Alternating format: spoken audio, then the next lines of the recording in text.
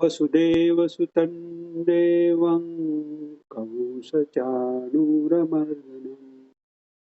देवकी परमानन्दं कृष्णं वन्दे जगद्गुरुं श्रीकृष्णं वन्दे जगद्गुरुं श्रीकृष्णं वन्दे जगद्गुरुं जय श्रीकृष्ण सर्वांना. मूकं करोति वाचालं पङ्गुं लङ्घयते गिरिं यत्कृपातमहं वन्दे परमानन्दमाधवम्.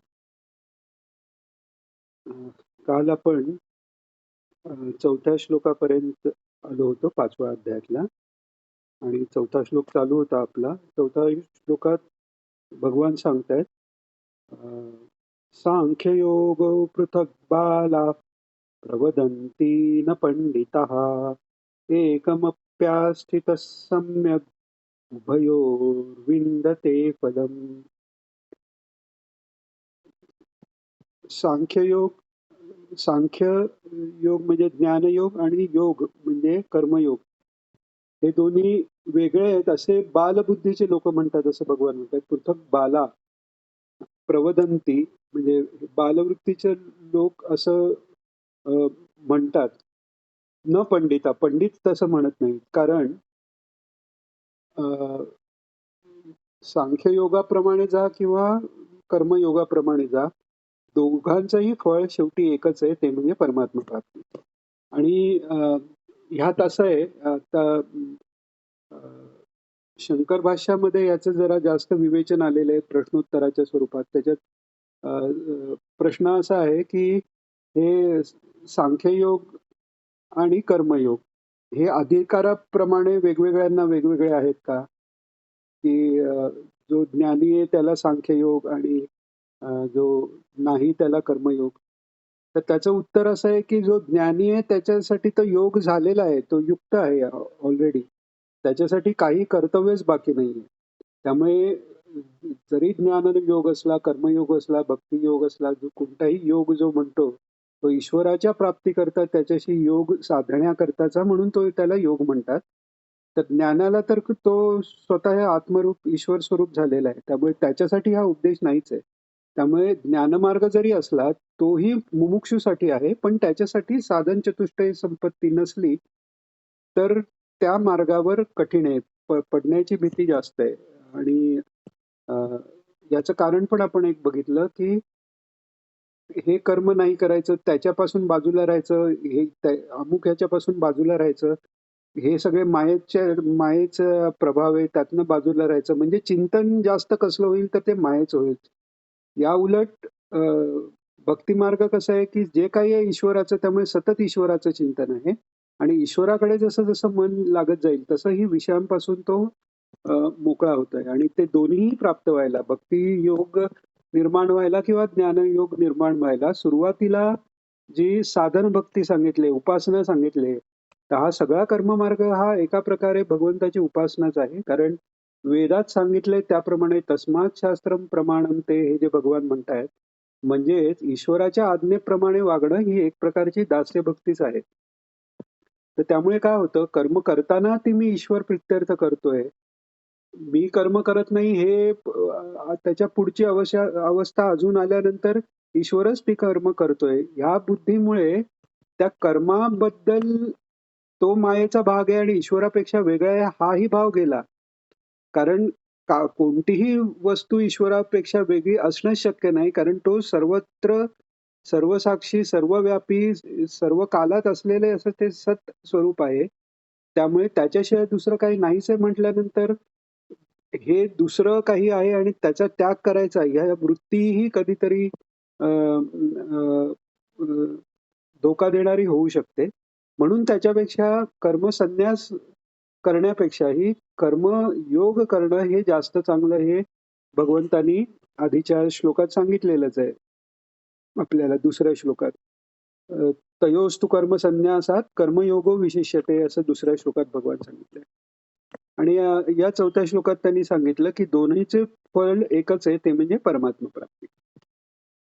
आता ते पुन्हा एकदा भगवान सांगतायत की फल दोघांचंही फल सारखंच आहे. म्हणजे कसं सारखं आहे की यत् सांख्ये प्राप्यते स्नानं तद्योगैरपि गम्यते एकं सांख्यै च योगै च यः पश्यति स पश्यति यत् सांख्ये प्राप्यते स्थानम. म्हणजे जे सांख्या योग्याला जे स्थान प्राप्त होतं तेच योग्याला म्हणजे कर्मयोग्यालाही तेच स्थान प्राप्त होतं.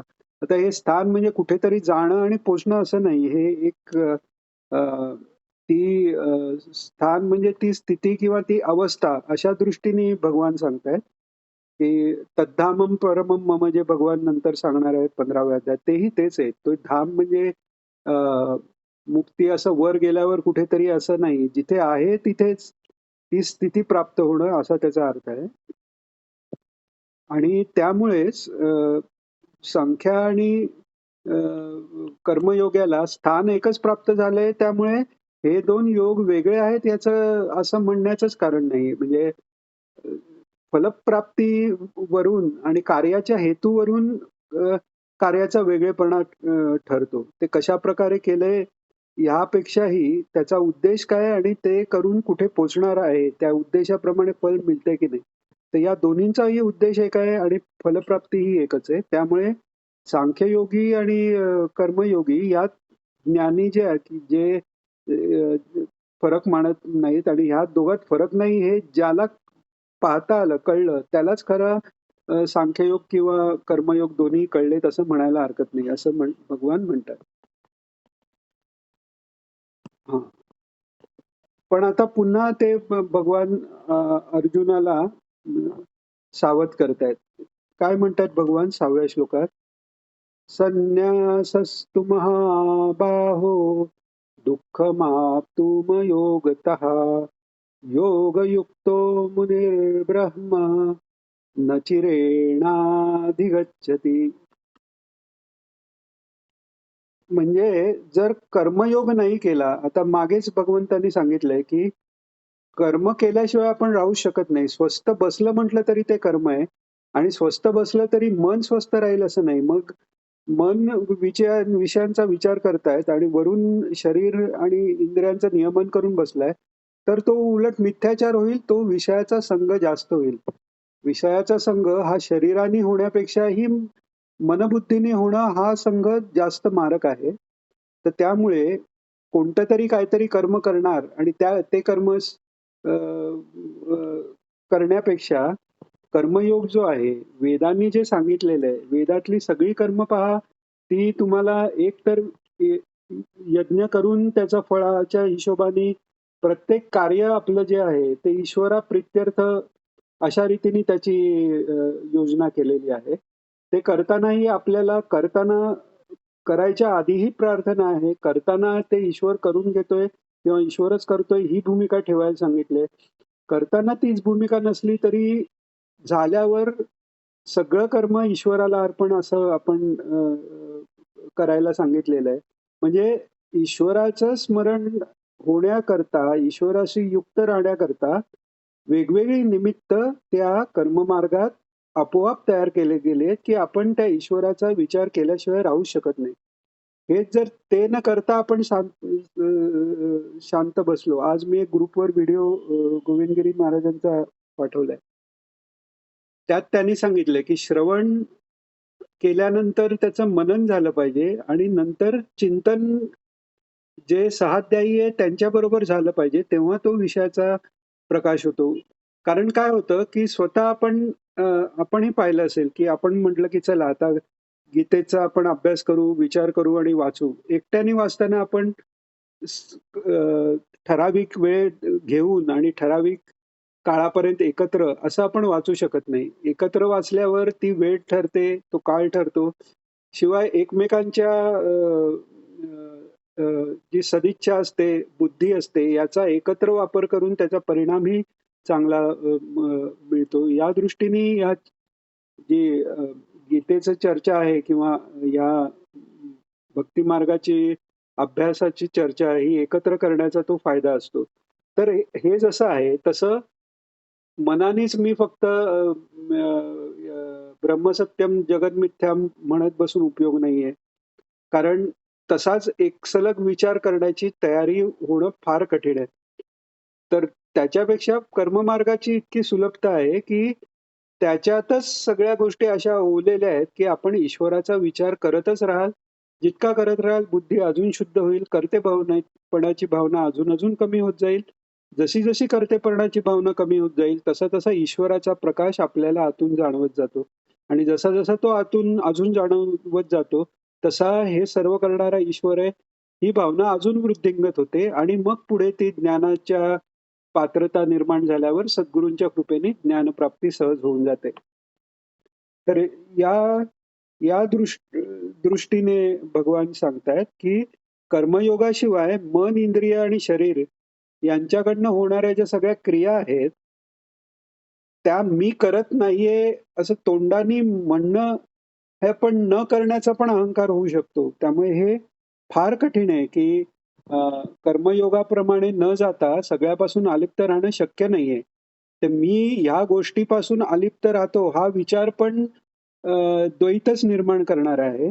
म्हणून भगवान सांगतात की याच्या विरुद्ध म्हणजे कर्मत्यागाच्या दृष्टीने किंवा मायेच्या त्यागाच्या दृष्टीने माईक पदार्थांचा विचार करण्यापेक्षाही ह्या सगळ्या माईक गोष्टी ह्या माझ्या कर्म मार्गातले हे भगवंतानी दिलेला एक हे जग म्हणजे आपल्यासाठी आपल्या आध्यात्मिक पात्रतेनुसार आपल्याला दिलेलं एक प्रांगण आहे आणि ही सगळी आपल्याला दिलेलं साहित्य आहे जेणेकरून आपण ते वापरून कर्मयोगाचं आचरण करून त्याच्या जवळ जाऊ शकतो.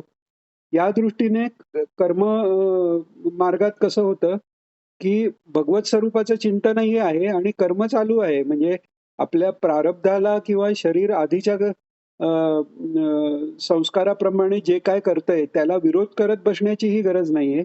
जे काय करायचंय त्याचा फक्त धर्माच्या दृष्टीने मार्ग आखून त्याप्रमाणे करायचंय.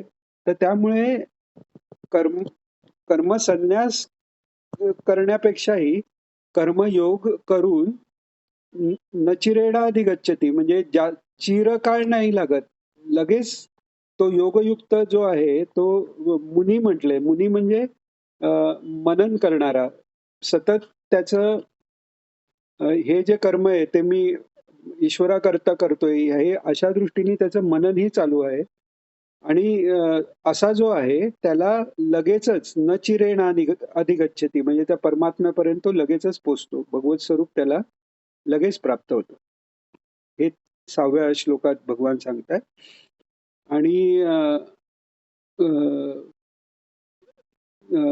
त्याच्यानंतर 7वा श्लोक. योगयुक्तो विशुद्धात्मा विजितात्मा जितेंद्रियः सर्वभूतात्मभूतात्मा कुर्वन्नपि न लिप्यते.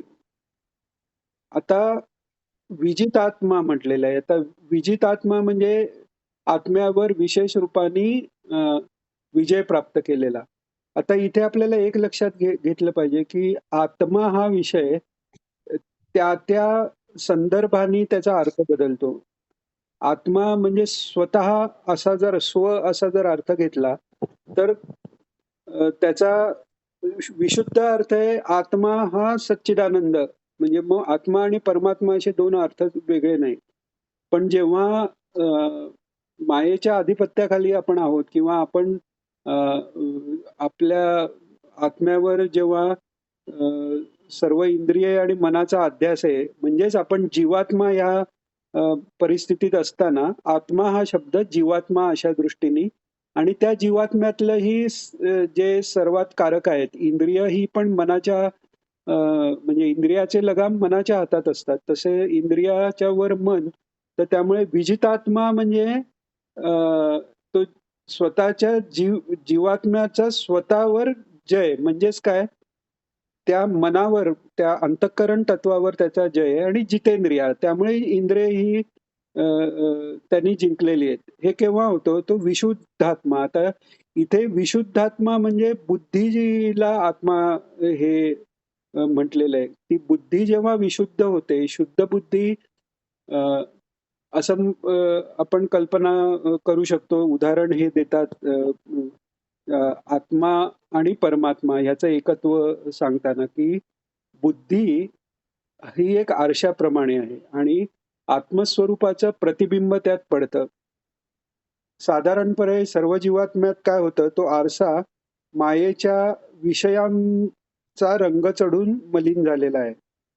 पण तोच जेव्हा आरसा विशुद्ध होतो, तेव्हा त्यात आत्मतत्व परावर्तित होतं आणि मनुष्याला अहम ब्रह्मास्मी हे कळतो. अरे, हा आरशात जो दिसतोय तोच मी आहे. पण तिथे अहम आणि ब्रह्मास्मी असे म्हणजे आरशात जो दिसतोय तोच मी आहे, अशा प्रकारेचा व्यवहार राहतो. तो पुढे जाऊन आरसाही राहत नाही आणि फक्त ब्रह्मत्व वासुदेव सर्वम या अवस्थेला तो महात्मा पोचतो. तर ते व्हायच्या आधी कसं असतो, तो योगाने युक्त झालेला आहे आणि बुद्धी शुद्ध झालेली आहे. बुद्धी शुद्ध झाल्यामुळे मन हे ताब्यात आहे, इंद्रिय ताब्यात आहेत आणि असं जेव्हा झालं तेव्हा काय होतं, की शुद्ध बुद्धी झाल्यानंतर आत्मतत्व आपल्यात आहे, तेच सर्वव्यापी आहे. म्हणजे सर्व जीवातही तेच आहे. हाही अनुभव यायला लागतो. रामकृष्ण परमहंसांची एक गोष्ट सांगतात, म्हणजे त्यांनी स्वतःच सांगितलेली आहे, वचनामृतातही आलेली आहे, चरित्रातही आलेली आहे, की एकदा म्हणजे ते दक्षिणेश्वरच्या जवळ एक कोणतरी भक्त राहत होते. तर ते जमीनदार म्हणा किंवा असे चांगल्या परिस्थितीतले होते. तर एकदा तिकडे त्यांच्या इथे जाताना त्यांच्या घरासमोर असं छान असं लुसलुशीत गवताचा सगळा परिसर होता आणि तिथे बघता बघता रामकृष्ण भावावस्थेत गेले आणि तितक्यात कोणीतरी त्या गवतावरनं धावत गेला, तर त्यांना ते आपल्या हृदयावर कोणतरी पाय ठेवून जातोय असा अनुभव आला. म्हणजे सांगायचं काय, की बुद्धीची कर्मयोगानी शुद्धी जर झाली, तर तो योगयुक्त जेव्हा होतो, तेव्हा ईश्वराशी युक्त म्हणजे स्वतःशीच युक्त होतो आणि ते स्वतः पण, मी पण हे त्याचं त्या देहापुरतं मर्यादित राहत नाही. हे विश्वची माझे घर ऐसी ज्याची मती स्थिर किंबहुना चराचर आपणची झाला.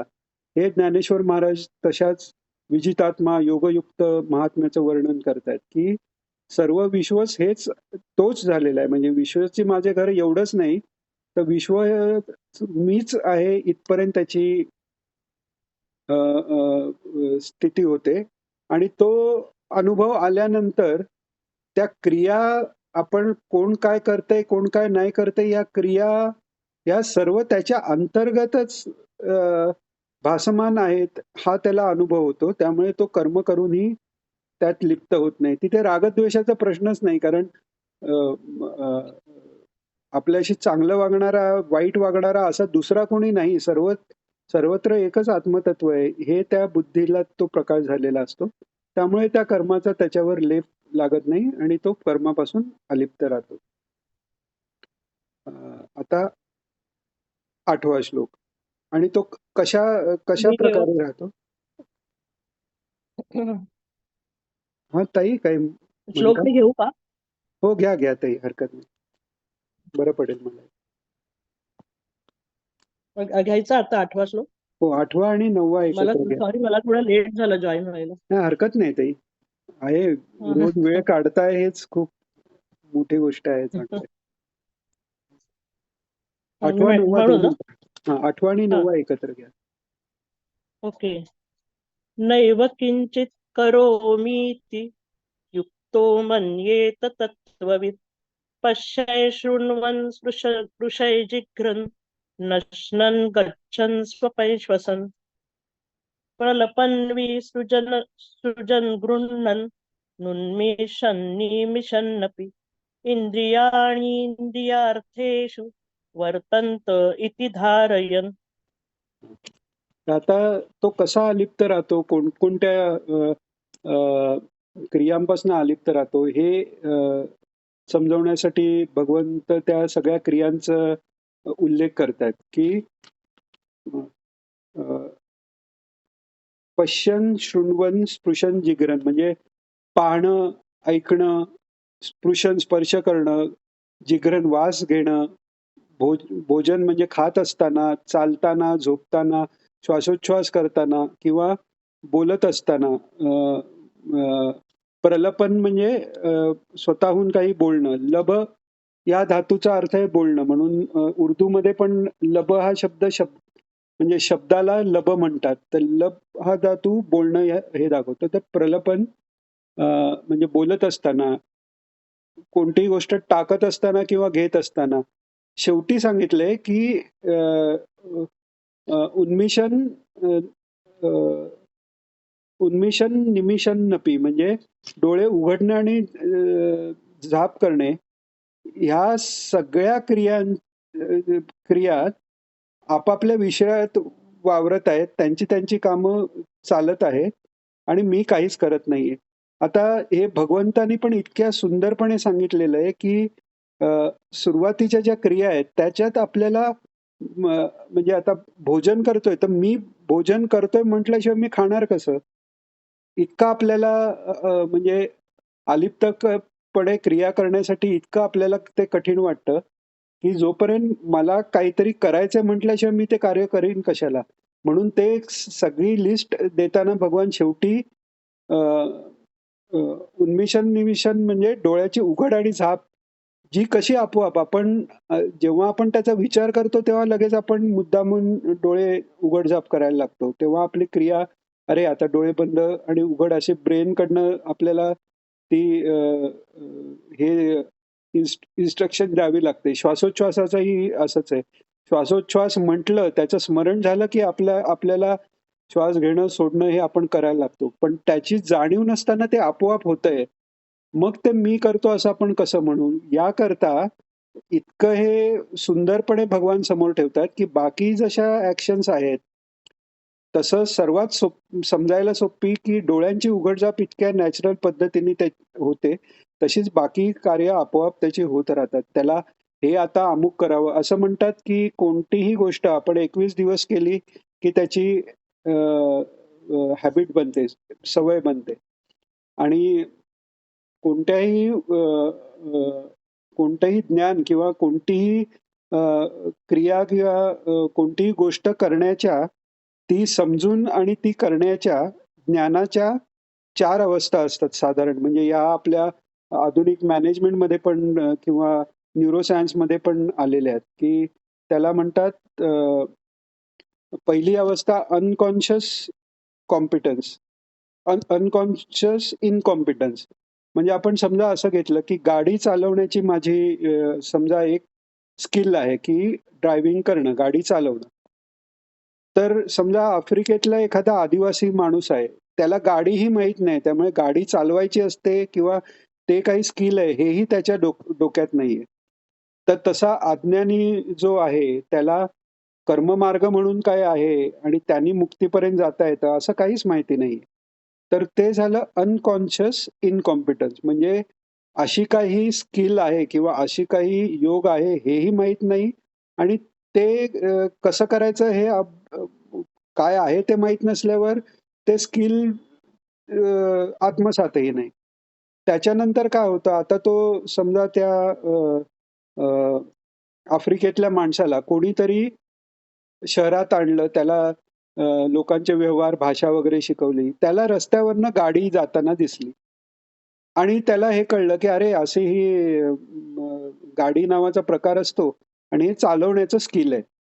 म्हणजे आता ते त्याची एक पुढची लेव्हल झाली. त्याला म्हणतात कॉन्शियस इनकॉम्पिटन्स.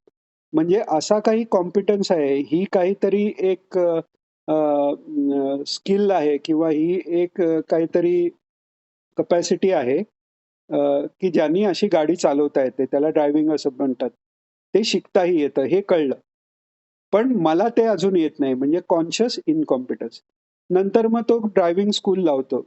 मग काय होतं कॉन्शियस कॉम्पिटन्स म्हणजे ड्रायव्हिंग करायला शिकल्यावर पण हां, आता सुरुवातीला कसं होतं, अरे आता काय क्लच दाबायचा, अरे बापरे! आधी ब्रेक दाबायच्या आधी क्लच गिअर बदलायचा आहे. असे गडबड त्याची सुरुवातीला होत राहते, की हे करू का ते करू? आणि त्यावेळी मध्ये कोणी बोललं, "अरे गप बोलू नका, मला ड्रायव्हिंग करायचं." आणि ते ड्रायव्हिंग करत तसा हा कर्मयोग करत तो आपल्या अ, अ, अंतर्मनात अनकॉन्शियस माइंडमध्ये इतका भरत जातो, की त्या सहज गोष्टी म्हणून व्हायला लागतात. म्हणजे मनाने आता मला हे करायचंय, ते करायचंय, अमुक करायचंय, तसं करीन, तसं केलं होतं. हा जो सगळा मनाचा व्यवहार आहे ना, हा निघून गेला. कारण मनाला तो व्यवहार करायची गरजच पडत नाही. जसं चुकून जरी बोटाला चटका लागल्यावर हात मागे येतो किंवा समजा पटकन डोळ्यासमोर कोणी हात वगैरे आल्यावर आपण डोळे मिटून घेतो. ते मेंदूकडनं इन्स्ट्रक्शन जायची गरज नसते. याला म्हणतात रिफ्लेक्स ॲक्शन. तिथे अॅमिग्डाला म्हणजे हा आपल्या मेंदूतला भाग असतो. म्हणजे आपला कॉन्शियस माइंड जो आहे, त्याला बायपास करून डायरेक्ट अनकॉन्शियसकडनं ते रिफ्लेक्स ॲक्शन म्हणून होतात. तर तसं कर्मयोगाच्या सवयीने जप पण काय आहे? जप म्हणजे एका पद्धतीने आपण एकच गोष्ट पुन्हा एका रिदममध्ये करत जातो, की ती इतकी अंगी बाणते, की आतूनच ती आपोआप सुरू व्हायला लागते. जे नामस्मरण नेम करत वाढवतात, त्यांच्याबद्दल असं सांगतात, गोंदवलेकर महाराजांच्या बद्दल हे आहे, की एकदा त्यांना कोणीतरी म्हणतं, की आपण सगळ्यांना नामस्मरण करा सांगता, पण तुम्ही तर सगळ्यांशी सतत बोलत राहता, हे करता, प्रत्यक्ष नामस्मरण करता कधी? तर ते फक्त त्यांच्या कानावर आपला हात ठेवतात. त्या हातातनं नामस्मरण चालू असलेलं ऐकू येतं. असाच अनुभव आमच्या गुरूंच्या बाबतीत दत्त महाराज कविश्वर माझ्या वडिलांनी घेतला होता, की आमच्या हरिहरेश्वरला ते आलेले असताना शांतपणे ते बसलेले आहेत आणि वडील त्यांच्या समोर बसलेले आहेत. बाकी मंडळी काहीतरी समुद्रावर का अशी गेलेली असताना आणि अचानक नारायण, नारायण असं माझ्या वडिलांना ऐकू यायला लागलं आणि मग लक्षात आलं, की तो महाराजांच्या शरीरातनं आवाज येतोय. तर सांगायची गोष्ट अशी, कर्म करता ती कर्म इतकी सवयीची होतात, की त्या कर्माचा विचारच करायला लागत नाही. ती व्यक्ती व्यावहारिक निर्णयही इतक्या पटापट घेतात, कारण सगळं ज्ञान सगळ्या पद्धतीचं इतकं आत मुरून गेलेलं आहे, की ते क्षणात त्यांच्या मनात आपण म्हणतो इंट्युशननी घेतलं. इंट्युशन इज नथिंग बट तुमची आधी झालेली त्या बाबतची प्रॅक्टिस इतकी मोठी आहे, की त्यांनी तुम्हाला जे योग्य त्यावेळची क्रिया आहे करण्याची, ती पटकन समोर येते आणि त्याप्रमाणे आपलं वागणं होतं. तर हा कर्मयोगाचा मुख्य फायदा आहे, की ईश्वराला सतत बरोबर ठेवून अ, अ, असं सांगतात, ईश्वर सगळं करणारा आहे. जर बुद्धी होत नसेल, तर तो सहाय्यक आहे तरी समजा. म्हणजे कर्माला तो सहाय्यक आहे तरी समजा किंवा झाल्यावर आपण जसं म्हणतो, की प्रमादात कुर्वन्तां कर्म प्रत्यवेतद् रेष्यत स्मरणादेव तद्विष्णू संपूर्ण स्यात् इति स्मृती. म्हणजे जे काय मी कर्म केलंय ते विष्णू स्मरणाने पूर्ण झालं. किंवा दुसराही श्लोक आहे त्यात असं सांगितलं, की कर्मात क्रियेत काही छेद राहिले तर ते विष्णू स्मरणाने दूर होत. म्हणजे काय तर कर्म करायच्या आधी ईश्वराचं स्मरण आहे, कर्म करताना ईश्वराचं स्मरण आहे, कर्माबद्दल काही कमी जास्त वाटलं तरी ईश्वराचं स्मरण आहे, झाल्यावर त्यालाच अर्पण आहे. अशी ती सवय इतकी लागते, की नंतर सगळी कर्म ही ईश्वरमय होऊन जातात आणि मागे आपण म्हटल्याप्रमाणे त्या योग्याचं चालणं हीच प्रदक्षिणा होते. त्याचं बोलणं हेच भजन होतं. त्याचं झोपणं हीच त्याची समाधी होते. अशी ती अवस्था येऊन जाते. तर त्यामुळे ही सगळी कार्य करताना तो जो महात्मा आहे, तो त्यात मन, बुद्धी, इंद्रिय आणि ती विषय म्हणजे इंद्रियांचे विषय आणि त्यांचा एकमेकांशी चाललेला व्यवहार हे सगळं निर्लिप्तपणे पाहून त्याच्यापासून तो वेगळा आपल्याला पाहू शकतो किंवा तसा त्याला साक्षात्कार होतो. त्यामुळे त्याला त्या कर्माचा लेप होण्याचा संबंधच येत नाही. तो मी काहीच करत नाही असं त्याची दृढ भूमिका राहते. 10वा श्लोक ते. ब्रह्मण्याधाय कर्माणि सङ्गं त्यक्त्वा करोति यः लिप्यतेन स पापेन पद्मपत्रमिवाम्भसा. वा. 8व्या 9व्याचा जो अर्थ आहे, जो आपण बघितला, तोच अर्थ भगवंत आता 10व्या श्लोकात 8व्या 9व्याचा अर्थ सांगतायत. ते म्हणतायत की ब्रह्मण्याधाय कर्माणी, म्हणजे आता याचा तुम्ही कुठेही जे असे छोटे अर्थ दिलेले असतात त्या ह्याच्यात बघितलं तर जो पुरुष सगळं कर्म परब्रह्माला, परमात्म्याला अर्पण करून करतो असा अर्थ आहे. तोही अर्थ बरोबर आहे. त्यातला म्हणजे गूढार्थ असा आहे की ते आधी जो आपण 4थ्यातला श्लोक बघितला की करणाराही ब्रह्म, हवन सामग्री ब्रह्म, तर तसं ब्रह्मण्णाधाय म्हणजे ईश्वराला आधार ठेवूनच जे कर्म केलंय, म्हणजे त्या कर्माचा सगळा आधारच ईश्वर आहे. अशा पद्धतीने जेव्हा कर्म घडतं, म्हणजे म्हणतात ना की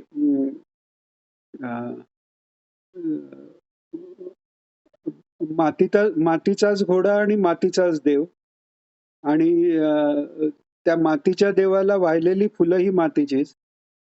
हे जसं आहे तसं ती सगळी कर्म करण्याची प्रोसेस, त्याला लागणारी साधनं, त्यात होणाऱ्या क्रिया, त्या ज्यांनी कोणी केल्या ते सगळे आणि ज्यांच्या कोणासाठी केल्या ते सगळे, हे सगळंही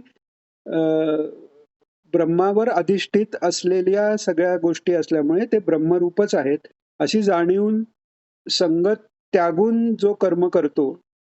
संघ त्यागून म्हणजे संघ कोणी कोणाचा त्यागायचा आहे, तर संघ हा त्या कर्माचा नुसता त्यागाचा नाहीये. संघ हा तो परमेश्वर सोडून बाकी सगळं जे आहे, शरीर, मन, बुद्धी, जे मायेच्या राज्यात येतंय, त्याचा संघ त्यागून ते कर्म त्याच्याकडनं होतं. आणि तसं होतं तेव्हा लिप्यते नस पापेन, तो पापाने लिप्त होत नाही. तर कसा लिप्त होत नाही? जसं पद्म, कमळ जसं पाण्यात राहूनही ते पाण्याशी लिप्त होत नाही तसं.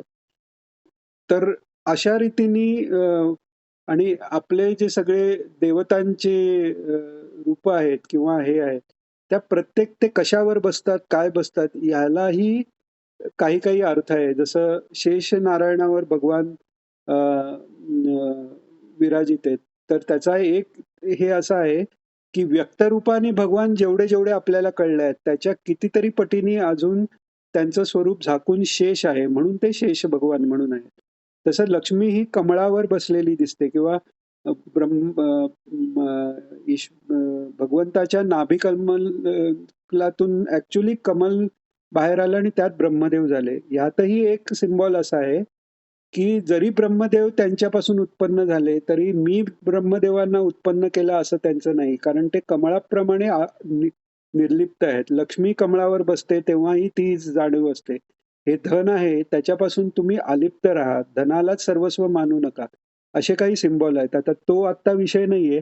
विषय आता असा आहे की पद्मपत्र जसं पाण्यात राहून सुद्धा पाण्याचा त्याला लेप होत नाही, स्पर्शही होत नाही, तसा हा जो पुरुष आहे तो सगळेच व्यवहार परमात्म्यात त्या मायेच्या द्वारे चाललेले आहेत आणि मी त्या परमात्म स्वरूपात स्थित आहे, त्यामुळे त्या मायेचा मला काही लेप होत नाही हे तो जाणतो. आणि म्हणून त्याला त्या पापाचा, पाप म्हणजे पुण्यात्मक पाप, पापात्मक पाप आपण मागे वर्गीकरण पाहिले, म्हणजे पाप पुण्याचा कशाचाही त्याला लेप होत नाही. 11वा श्लोक. कायेन मनसा बुद्ध्या केवलैरिन्द्रियैरपि योगिनः कर्म कुर्वन्ति सङ्गं त्यक्त्वात्मशुद्धये. हे आता पुन्हा पुन्हा भगवान ते स्पष्टीकरण देत आहेत आणि ते स्पष्टीकरण जोपर्यंत आपल्याला तो कर्मयोग साधत नाही तेव्हा ते पुन्हा पुन्हा ऐकणं ही आपल्याला तितकंच आवश्यक आहे. की आपल्याला एक वेळ ठीक आहे, आपण हाताने देतो तेव्हा हा हे मी देत नाहीये, हा हे ईश्वर देतो, हा मी देत नाहीये, हा ईश्वर देतोय. पण हे मी म्हणून विचार करणारा मी म्हणजे माझं मन आहे का, का माझं बुद्धीला मी मी म्हणतोय, तिकडे आपलं थोडासा गोंधळ होतो. म्हणजे हाताने मी देत नाही म्हणायचं किंवा काय, तर मनापासूनही मी अलिप्त आहे की नाही हे बघायला जेव्हा आपल्याला एखादा विकार मनात येतो, क्रोध, काम, क्रोध, हे जे जेव्हा विकार आपल्या मनात येतात तेव्हा त्या विकारात मी अडकलोय असं जेव्हा वाटतं, तेव्हा मी म्हणजे मी स्वतःला ते अंतःकरण तत्व, मन किंवा बुद्धी इथपर्यंतच मानू शकतो, हे आपल्याला कळतं. बुद्धीच्या पलीकडे आपण आपलं जे आत्मस्वरूप आहे, ते आज जरी आपल्याला कळत नसलं, तरी ह्या श्लोकांद्वारे त्याचं स्मरण जर सतत राहिलं, जसं आपण म्हटलं एकाच पद्धतीने विचार केला, जसं अळीचं उदाहरण घेतलं, कोशात असलेला किडा तो फुलपाखराचं स्मरण करतो आणि त्यामुळे तो फुलपाखरू बनतो, असं एक दृष्टांत देतात वेदांताच्या अभ्यासात.